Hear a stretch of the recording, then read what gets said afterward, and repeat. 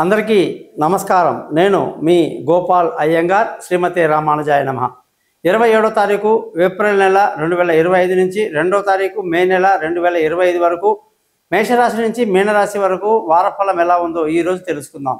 ఆదివారం నుంచి శనివారం వరకు, అమావాస్య నుంచి పంచమి తిథి వరకు, అలాగే అశ్విని నక్షత్రం నుంచి ఆరుద్ర నక్షత్రం వరకు ఈ వార ఫలాలు ఉంటాయన్నమాట. ఈ వారంలో ముఖ్యంగా అమావాస్య రోజు మొదలవుతుంది కాబట్టి పితృతర్పణం చాలా ముఖ్యంగా చేయించాలి. ఎవరికైతే తండ్రులు తల్లి ఎవరైతే లేరో వాళ్ళు వాళ్ళ యొక్క తల్లిదండ్రుల పేరు మీద గుడికి వెళ్ళి పూజారికి డబ్బులు ఇచ్చి మా పేరు తాతగారి తర్పణాలు వదలాలి అని చెప్తే వాళ్ళు అన్నీ చేసి పెడతారు. వాళ్ళు అడిగిన వివరాలు ఇస్తే చాలు. ఆ విధంగా పెద్దవాళ్ళ యొక్క ఆశీస్సులు మీ కుటుంబం మొత్తానికి ఉంటుందన్నమాట.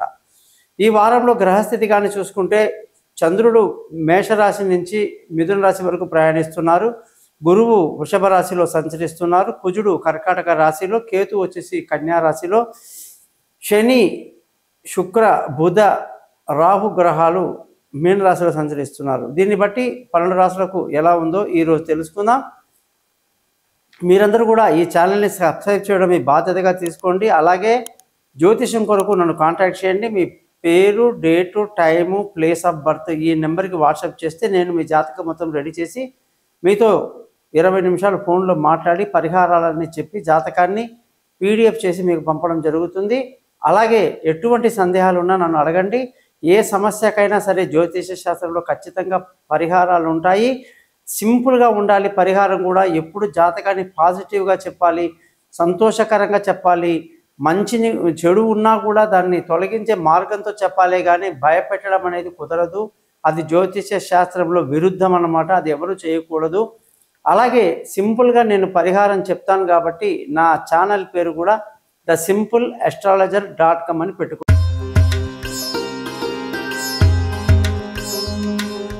సింహరాశి వాళ్ళందరికీ ఈ వారం ఎలా ఉందో తెలుసుకుందాం. 27వ తారీఖు ఏప్రిల్ నెల నుంచి 2వ తారీఖు మే నెల వరకు ముఖ్యంగా సూర్యుడి ఆధిపత్యం వహించిన సింహరాశికి ఈ వారంలో అనేక శుభాలు జరుగుతాయి. అదృష్టం చాలా బాగా కలిసి వస్తుంది.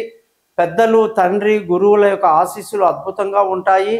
అలాగే ఈ వారంలో అదృష్టవంతులు అవ్వడమే కాదు, ధర్మ మార్గంలో ప్రయాణించడం కూడా అన్ని రకాలుగా సూర్యుడు అనుకూలంగా ఉన్నాడు. ధన ఆదాయం దగ్గర ఇబ్బంది కలుగుతుంది. కుటుంబంలో అంత సఖ్యత ఉండకపోవచ్చు. చదువుల విషయంలో, పిల్లల విషయంలో జాగ్రత్త వహించాలి. బంధువుల, స్నేహితుల సహాయ సహకారాలు పెద్దగా లభించినప్పటికీ మానసిక ధైర్యాన్ని కలిగి ఉంటారు. విలువైన వస్తువులు, భూములు ఏదైనా కొనడానికి మంచి జ్యోతిష్యుని, అనుభవజ్ఞుల్ని కాంటాక్ట్ చేయడం మంచిది. సంతానం విషయంలో ఎటువంటి బెంగ లేదు. తెలివైన నిర్ణయాలు తీసుకుంటారు. దూర ప్రయాణాలు బాగా కలిసి వస్తాయి. పిల్లల విదేశీయాల గురించి ఎక్కువ శ్రద్ధ చూపిస్తారు. ముఖ్యంగా స్పోర్ట్స్లో ఉన్న వాళ్ళకి అనుకూలంగా ఉంది. ఆరోగ్యపరమైన విషయాల్లో జాగ్రత్తలు తీసుకోవాలి. శత్రువులు విజృంభించే అవకాశాలు లేకపోలేదు. అప్పుల పీడ, అప్పుల బాధలు ఎక్కువ ఉండే అవకాశాలు లేకపోలేదు. ఆరోగ్యం పట్ల శ్రద్ధ వహించాల్సి ఉంటుంది. ముఖ్యంగా భార్యాభర్తల మధ్య లేనిపోని గొడవలు, తగువులు, మిస్అండర్స్టాండింగ్కి అవకాశాలు ఎక్కువ ఉంటాయి కాబట్టి చాలా జాగ్రత్తగా ఉండాలి. ఏమాత్రం కూడా పెళ్లి కాని వాళ్లకు ఇప్పట్లో అనుకూలంగా లేదు. దూరంగా ఉన్న భార్యాభర్తలు అలాగే ఉండడం మంచిది. ముఖ్యంగా సింహరాశి వాళ్ళు ప్రేమికులు ఎవరైతే ఉన్నారో కొంత ప్రతికూలత ఎక్కువగా ఉందన్నమాట. జాగ్రత్తగా ఉండాలి. పార్ట్నర్షిప్లో వ్యాపారాలు దెబ్బతింటారు.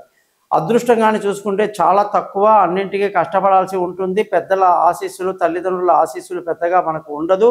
ఉద్యోగంలో మాత్రం చాలా కష్టపడాల్సి ఉంటుంది. లేకపోతే ఉద్యోగంలో మార్పులకి, చేర్పులకి ఇది అనుకూలంగా లేదు కాబట్టి జాగ్రత్తగా ఉండాలి. వ్యాపార పరంగా అనేక నష్టాలకు గురవుతారు. కాబట్టి అన్ని గ్రహాలు 4వ అష్టమంలో ఉండడం వల్ల అనేక ఇబ్బందుల నుంచి మీరు బయటపడడానికి ఒక గురువు మాత్రమే మీకు సహకరిస్తున్నాడు.